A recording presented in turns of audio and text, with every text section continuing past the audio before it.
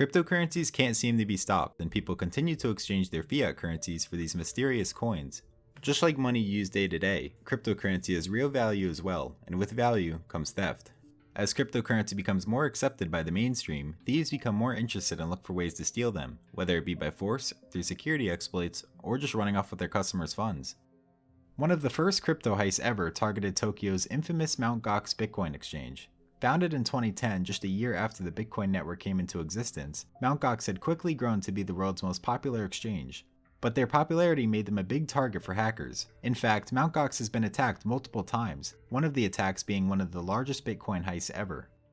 The first Mt. Gox heist happened on June 19, 2011, and was the result of a compromised computer that had access to Mt. Gox's database, allowing the hacker to collect thousands of usernames and passwords. The hacker then had access to hundreds of thousands of bitcoins, which he sold all at once, causing the bitcoin prices on the exchange to drop from their normal price of $17 to just 1 cent. Once the market was destroyed, the hacker as well as real customers were able to buy bitcoins at an artificially low price and hold on to them in hopes they'll go back up. It's believed that the hacker drove the price down to allow himself to withdraw more bitcoins at once, since Mt. Gox's withdrawal limit was only $1,000 per day. At the normal bitcoin price at the time, he would have only been able to withdraw 50 a day, whereas if they're only worth a few cents each, he'd be able to withdraw tens of thousands per day. To deal with the hack, Mt. Gox decided to roll back all its transactions for the day, which returned all of the bitcoins back to their rightful owners and restored the price back to $17. Mt. Gox later discovered that they had lost around 2,000 bitcoin from the hack, which was worth around $30,000, but that's nowhere near the millions they could have lost. The hacker was never found, but he didn't really make it out with anything anyways thanks to the rollback. It's unknown what happened to the 2,000 bitcoins, but it's unlikely that the hacker could have cashed out on anything without revealing his identity. He was, however, one of the first to test the vulnerabilities of cryptocurrencies and caused a big scare for a lot of people. Mt. Gox continued its regular operations after this, and by 2013 it accounted for 70% of all Bitcoin transactions around the world. Everything was going seemingly well until early 2014 when Mt. Gox halted all Bitcoin withdrawals and announced that there were hundreds of thousands of Bitcoins missing. Around 750,000 of their customers' Bitcoin had gone missing, and 100,000 of their own. At the time of the hack, this many Bitcoins was worth around $700 million, and by today's prices, they're worth around $8.5 billion, making it the biggest heist by far. Mt. Gox claimed that this was the result of something called transaction malleability. Simply put, these types of attacks occur when someone tricks the transaction confirmation process to make it seem like bitcoins didn't actually send, even though they did successfully send. Mt. Gox would see a failed transaction on their end and resend the bitcoins. The attacker would end up receiving double the bitcoins they initially sent, once for Mt. Gox resending them, and again once the original transaction had finished going through the Bitcoin network and was added to the blockchain. However, there was likely more to the heist than transaction malleability, and evidence suggests that these types of attacks actually played a very small part in the disappearance of nearly 1 million bitcoins.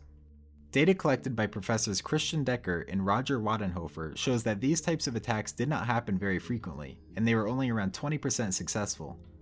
They discovered that malleability attacks barely occurred before the announcement, and the attacks that did occur involved very small amounts of bitcoins. It was actually the press releases that triggered the bulk of these attacks, but at that point Mt. Gox had suspended withdrawals so they couldn't have been targeted at the exchange. If these attacks are really the cause of 850,000 bitcoins disappearing, the data would clearly show it. We do know that bitcoins were going missing though, and a lot of users were losing their money. An investigation done by WizSec found a pattern of bitcoins being sent to non-Mt. Gox addresses, and were slowly being pooled into larger holding addresses over the course of several years. Their research also shows that Mt. Gox likely went insolvent as early as 2012. You can see on the chart that bitcoins continue to go missing over the years and eventually stopped around 2013. Ideally, the actual holdings would equal the expected holdings like they did in 2011, but we can clearly see there is something else going on.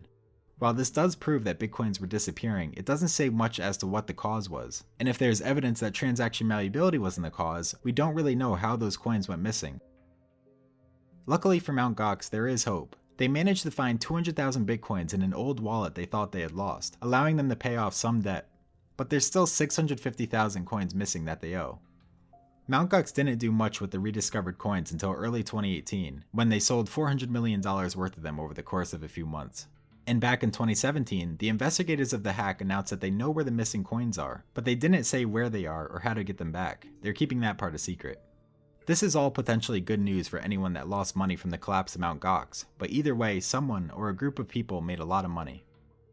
Another one of the largest heists in history was in January 2018 when hackers attacked another Japanese exchange called Coincheck, which traded a different cryptocurrency called NEM. The hackers got access to Coincheck's systems through an infected employee computer and quickly stole 523 million NEM, worth around $1 each, making it nearly as big of a loss as Mt. Gox. Coincheck admitted they had flaws in their security that allowed hackers to steal customers' coins, and they were quick to act on the situation. They labeled the stolen coins with the tag saying the following, so no matter where the coins go, people will see that tag. But although Coincheck published the addresses where the stolen coins are located, nobody knows who took them or what they'll do with them. We do know that they are now extremely rich in theory, just not through legal means. Very recently, in early March 2018, Coincheck announced it will start returning stolen funds to customers, which is great news considering it's only been 3 months since the hack. It took 4 years after Mt. Gox's collapse for customers to have any hope at getting their money back. Another victim of crypto theft was the Decentralized Autonomous Organization, or the DAO, which acted as a venture capital fund with no centralized authority that was backed by Ethereum. The DAO was a smart contract with the goal of allowing companies to make proposals for funding, which would then be voted on by the DAO investors. It required a cryptocurrency called Ether to invest into it, so when someone invested their Ether into the DAO, they were given a certain number of DAO tokens, granting them voting powers. On June 17, 2016, however, the DAO's Ethereum balance was rapidly decreasing, and within a few hours, a total of 3.6 million Ether was gone, worth around $70 million at the time, and would be worth $2.5 billion by today's prices. The cause of this was something called a recursive call exploit, which allowed the hacker to leave the smart contract multiple times and collect his investment of Ether multiple times. In other words, when they initially entered the DAO contract, they had to invest Ether. Ideally, when they wanted to leave it, they got their Ether back but lost their DAO powers. However, this exploit allowed them to leave the contract and collect their initial investment while still retaining their DAO powers, allowing them to leave the contract again and collecting their investment again.